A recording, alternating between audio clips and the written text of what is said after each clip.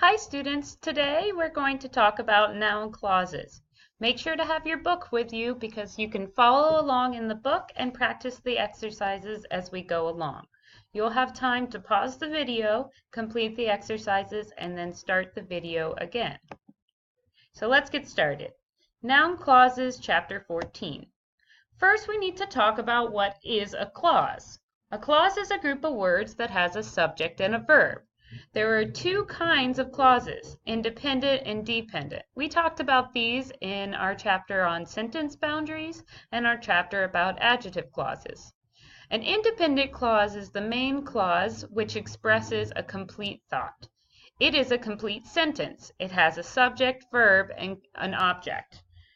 A dependent clause is not a complete sentence. It does not include a subject and a verb and must be connected to an independent clause. We also have noun phrases. A noun phrase doesn't contain a subject and a verb like a noun clause, but is a group of words that act like a noun. This group of words is usually adjectives and a noun. In this case, we have a pronoun that modifies the noun. So we have, this book was published last year. The phrase in green here is our noun phrase. Book is our main noun, and this is giving us more information about the book. In this sentence, it is used as the subject of the sentence. In our second sentence, I read the book, the noun phrase is being used as the object.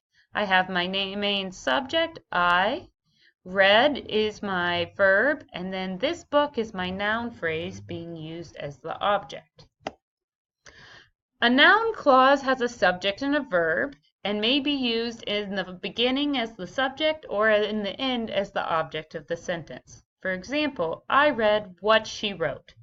I have my subject, I have my verb, read, and this whole underlined group of words is my noun clause, what she wrote. All of this together acts like a noun. Even though we have a noun here and a verb, it's part of a greater whole, which is a noun clause. In this case, it's the object. In the second one, it's the subject. What she wrote is interesting. This whole group of words is my noun clause, is my verb, and interesting is my complement. Let's give it a try to identify noun clauses. Turn to your book, page 370, exercise 2. Pause your video now and start it when you've completed your exercises. Okay, welcome back.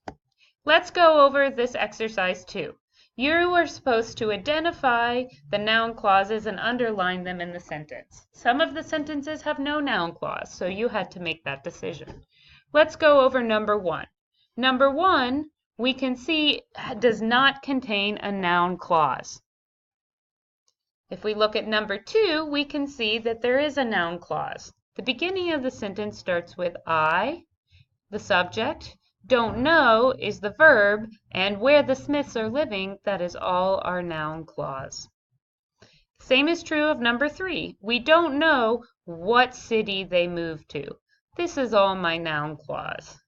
And number 1 and number 5, we don't have a noun clause. Here we just have the subject and the verb and the complement.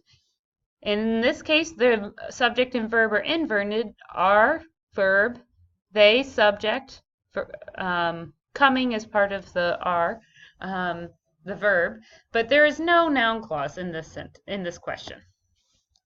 We often know noun clauses because they start with question words. When, where, why, who, whom, what, which, whose. For example, I need to explain what a noun clause is.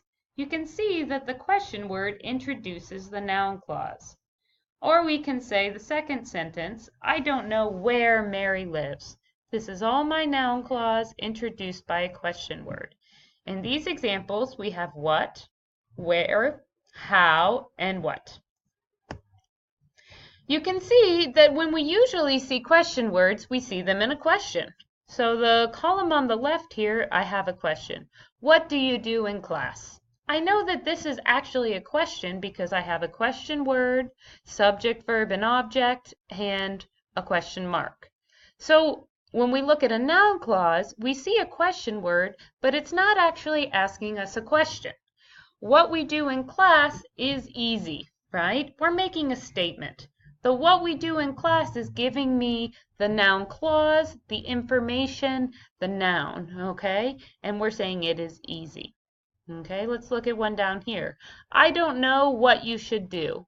Even though what you should do, or what should you do is a question, when I'm using that I don't know what you should do as an answer, I'm going to have a noun clause that follows my typical subject and verb. So word order is important when thinking about noun clauses. Typical word order for sentences and statements is subject and then verb. However, when we have questions, we often use an auxiliary verb and we invert the subject and the verb. For this example, where does he live? That's my question word, and then I follow with verb first, our auxiliary verb, does, then the subject. In noun clauses, we're going to follow the typical pattern of subject and verb. So sometimes someone may ask you a question, where does he live? And you will use the inverted, but when you answer, you go back to typical structure. I don't know where he lives. You can't just copy the question and put it as a noun clause because the word order wouldn't be correct. Let's give it a practice. So pause your video, turn to page 372, exercise 5. Okay, welcome back. So here we're identifying our subject and verb in the speaker's question, and then we're giving our response using a noun clause. In number 2, the question is, where does Frank go to school? Here I'm going to identify, I've got my subject, Frank, and then I have my verb, auxiliary does, and my main verb is go. So when I'm writing my noun clause, I need to follow that order, subject and verb. So I start with my question word, then I have my subject, Frank, and then I do conjugate goes because I have a single subject. I don't know where Frank goes to school. Let's look at number 3. Where did Natasha go yesterday? I don't know, okay? Maybe you want to ask a question. You can ask a question, but you're asking about the information, not actually the answer, okay?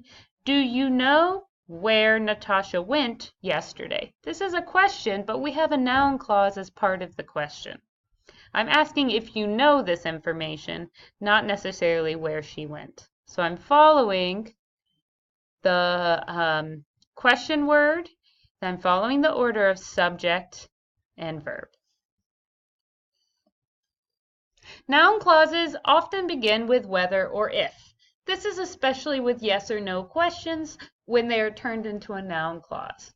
This is if you have information that you're reporting or you're thinking about something, I wonder, I am interested in, those type of things. I don't know whether you have studied noun clauses before. I don't know if you have studied noun clauses before. Whether and if have the same meaning. However, there are some rules about how to use them. In my example, I wonder if it will rain tomorrow, I can use either if or whether. However, if I'm going to use or not, I will have to think about where or not belongs in the sentence. If I'm using if, or not goes at the end of the sentence. If I'm using whether, I can use it right next to, I can use or not right next to whether, or I can use it at the end of the sentence. So it's up to you if you want to choose if, or if you want to choose whether, or if you want to add or not for clarity. But just remember, if it has to go at the end of the sentence, whether the or not can go at the end of the sentence or right next to the word whether. Let's practice that. Pause your video and practice this exercise.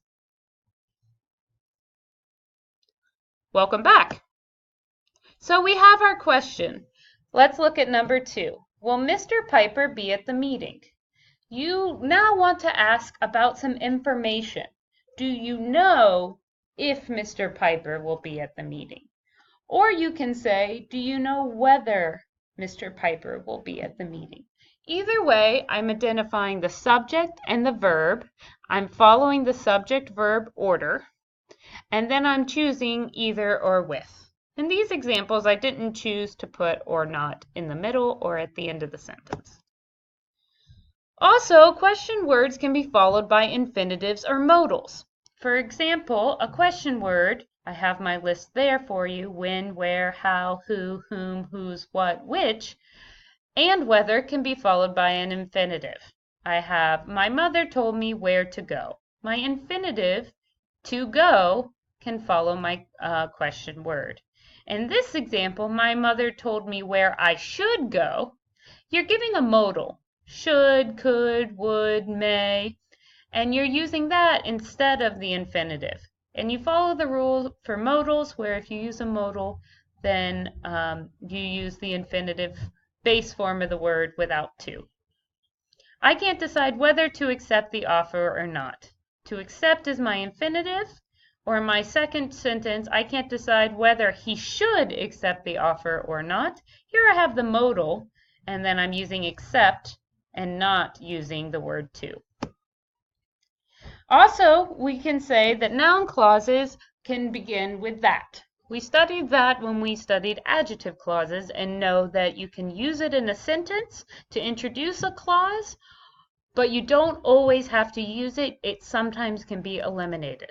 Let's look at our example. I think that the war will end soon. Here I'm saying I think this piece of information. I can also say I think the war will end soon. Notice that I eliminated that. You don't have to use it. In speaking, we often eliminate it, but in writing, sometimes it's helpful to have it for clarity.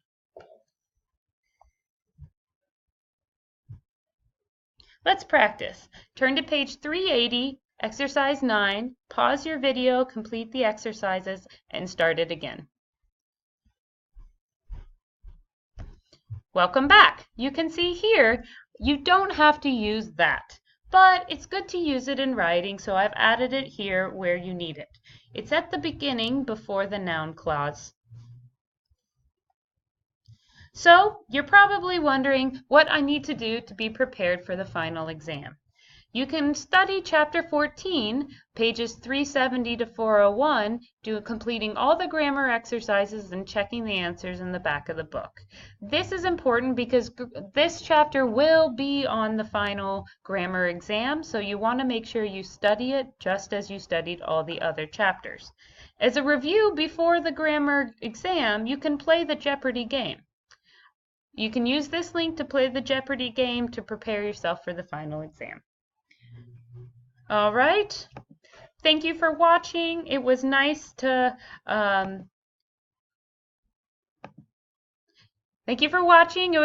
review with you, and good luck studying for the final exam.